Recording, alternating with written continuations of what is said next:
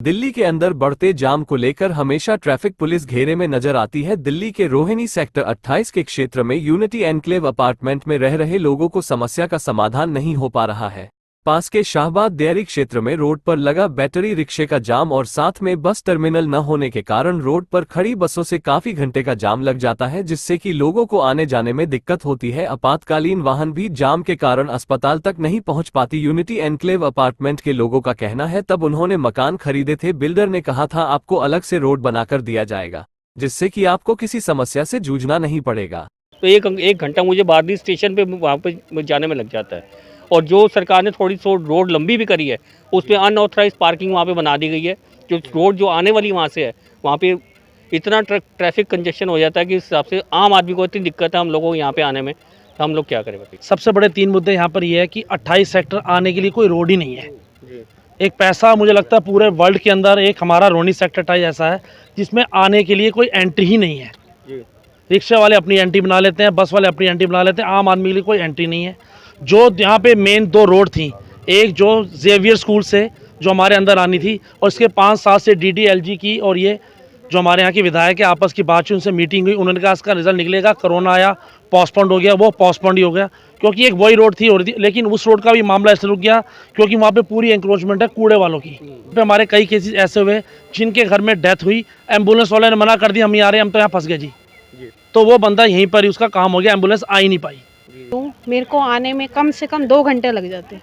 इतना ट्रैफिक इस रोड पे होता है शाहबाद डेयरी में, और निकलने में बहुत प्रॉब्लम होती है हमको। एक ही चीज़ सीखी है कि things to change you need to change, things to better you need to better. तो मैंने अपने आप को बेटर और अपनी थिंग्स को चेंज करते हुए ये सारा कार्य कराया है, और सभी पार्कों की घास कटवा चुका हूँ। 3-3 फुट घास थी, बाकी कुछ और भी होगा तो मैं अपने लेवल पर ज़रूर करूँगा। तो हमारी जो है सिर्फ यही रिक्वेस्ट है कि यहाँ से ई रिक्शा वगैरह का प्रॉपर किया जाए या यहाँ से हटवाई जाए, और बसेस वगैरह का प्रॉपर तरीके से खड़े होने का वो बनाया जाए। मेरा मेन जो कंसर्न है वो ये, यहाँ जो सरकारी विभाग है उनकी उदासीनता। हमें बार बार उनको फ़ोन करके मैसेज डाल के जगाना पड़ता है, जबकि ये एक ऑथराइज पॉकेट है जहाँ पे प्रॉपर टैक्सेशन हम लोगों ने पूरी स्टैम्प ड्यूटी दी है। लेकिन अगर आज रोड्स का हाल देखें, पार्क्स का हाल देखें या अदर डेवलपमेंट्स का हाल देखें, तो उस पर कोई भी डिपार्टमेंट कार्यवाही नहीं करता। उसके अलावा अगर हम जाते हैं, रोड हमारा हक है, हमने ये पॉकेट सब कुछ देख के ली, लेकिन हमें वो जाम फ्री एरिया दिलाने में, जाम फ्री पैसेज दिलाने में दिल्ली पुलिस पूरी तरीके से नाकाम साबित हुई है।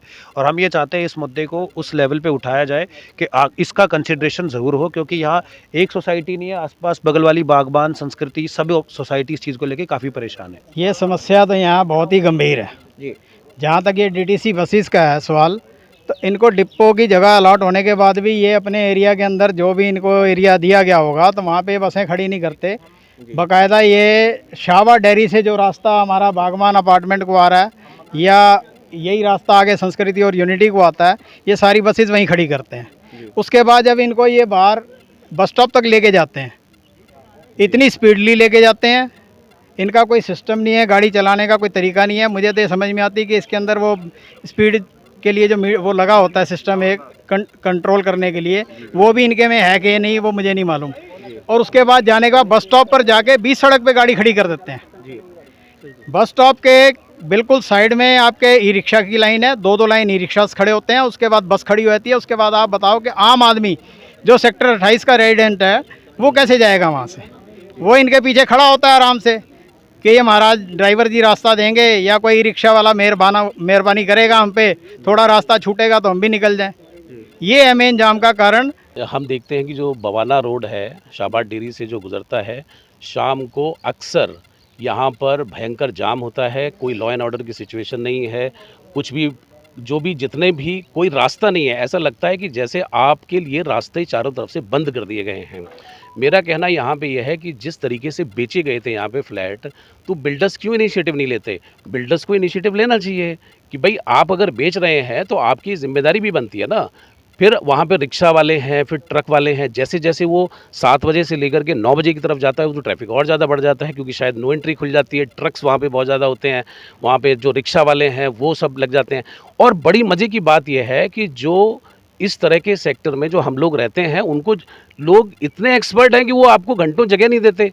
कुछ नहीं है, जब कोई कहीं से घुसा रहा है, कोई कहीं से घुसा रहा है। आपको मालूम है कि इस वाले रोड के ऊपर, सिर्फ इस रेड लाइट के ऊपर 50-50 मिनट लोग यहाँ फंसे रहते हैं। आप एक कल्पना करिए कि आदमी नोएडा से ड्राइव करके आ रहा है, इतना ज़्यादा थका हुआ है, उसके बाद यहाँ जा करके वो फंस जाता है। 45 मिनट वो फंसा जाता है, ना पीछे जा सकता है ना आगे जा सकता है। आपने फिर उसके बाद शाहबाद डेयरी वाला जो ये देख करके रिठाला से ट्राई किया गया, रिठाला पे भी यही हाल है। उसके बाद आप दौलतपुर से आप घुसो जा करके, वहाँ से जा करके जंगल से लेकर के आओ, वहाँ पे भी यही हाल है। और जब यहाँ बेचा गया था ये, तो ये कहा गया था बिल्डर्स ने कि भाई ये प्रपोज रोड है मास्टर प्लान के अकॉर्डिंग है, जो कि सीधे द्वारकाधीश से सीधा कनेक्ट करेगा 28 सेक्टर को। कहाँ है वो मास्टर प्लान? वो डीडीए का जो प्लान है वो कहाँ है?